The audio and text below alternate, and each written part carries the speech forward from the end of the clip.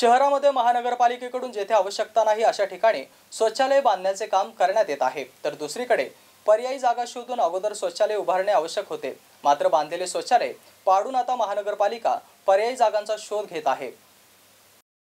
बाजारपेठा आणि नागरिकांची गरज लक्षात घेऊन तत्कालीन नगर परिषदेने शहरात महत्त्वाच्या ठिकाणी जागा दिसेल तेथे शौचालय बांधण्यात आले होते। त्याची आता मात्र अडचण होत असून देखभाल दुरुस्ती अभावी त्याची अवस्था अत्यंत वाईट झाल्याने महानगरपालिकेकडून त्याची पाडापाडी करण्यात येत आहे। पण ते पाडण्यापूर्वी पर्यायी व्यवस्था ही करणं आवश्यक असताना मात्र तसे महानगरपालिकेकडून होताना दिसत नाही। असाच प्रकार महानगरपालिकेकडून नुकताच करण्यात आल्याचं दिसून आलं आहे। पूर्वी पानद्रीबा येथील धार्मिक स्थळाला लागूनच शौचालय होतं आणि त्यामुळे भाविकांना आणि रस्त्याने ये जा करणाऱ्या महिलांना त्याचा बराच त्रास सहन करावा लागत होता।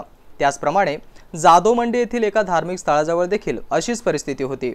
मंगळवारी सायंकाळी महानगरपालिकेच्या वार्ड कार्यालयाने दोन्ही ठिकाणची शौचालय जमीनदोस्त केली आहे, पण नागरिकांची आणि व्यापाऱ्यांची आता गैरसोय होत असून महानगरपालिकेने पर्यायी जागांचा शोध घेण्यास सुरुवात केल्याचं दिसून आलं आहे।